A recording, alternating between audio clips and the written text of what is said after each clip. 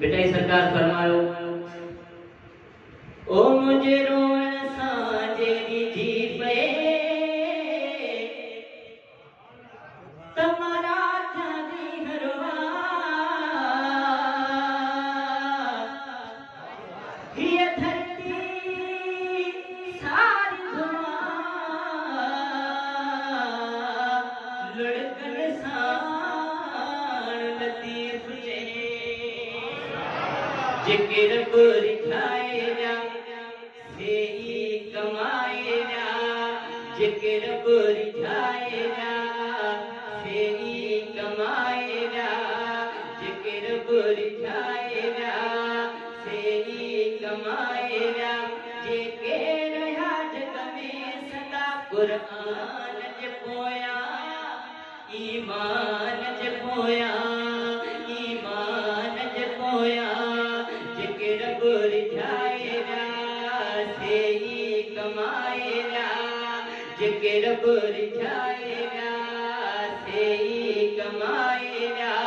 जिक्र रहा जग में सदा कुरान जे पोया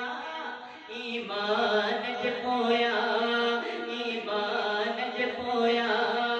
ईमान जे पोया वक्त दिनो जलिया वाहिद जी इबादत में जेके बंदा था गुजार रब जी इबादत में वक्त दिनो जलिया वाहिद जी इबादत में जेके बंदा था गुजार रब जी इबादत में दिहु भी सजो रात बेरहमान जे पोया ईमान जे पोया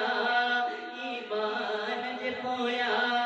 जिक्र बुरिठाएगा से ही कमाएगा जिक्र बुरिठाएगा से ही कमाएगा जिक्र रहा जग में सदा कुरान जे पोया ईमान जे पोया ईमान जे पोया ईमान जे पोया जेके रहा पाबंद नबी जी शरीयत जा जेके मुहाफिज बणिया खत्म नबूवत जा जेके रहा पाबंद नबी जी शरीयत जा जेके रहा पाबंद नबी जी शरीयत जा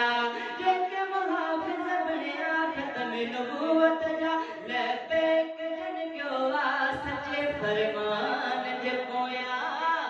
ईमान जे पोया ईमान जे पोया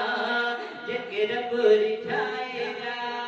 से ही कमाएगा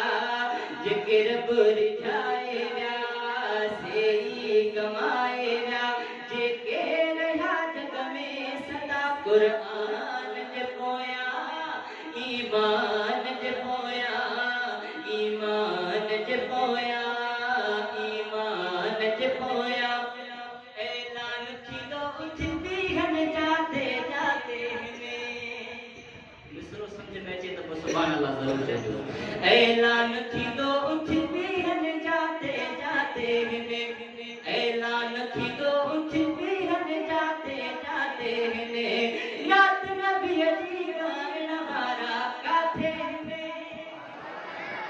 ऐलान थींदो उथंदी हन जाते जाते नात नबी जी गाइण वारा काथे उथंदो अली मोहम्मद उते हसन जे पोया ईमान जे पोया ईमान जे पोया जिक्र बुरिठाएगा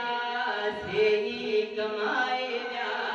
जिक्र बुरिठाएगा से ही कमाएगा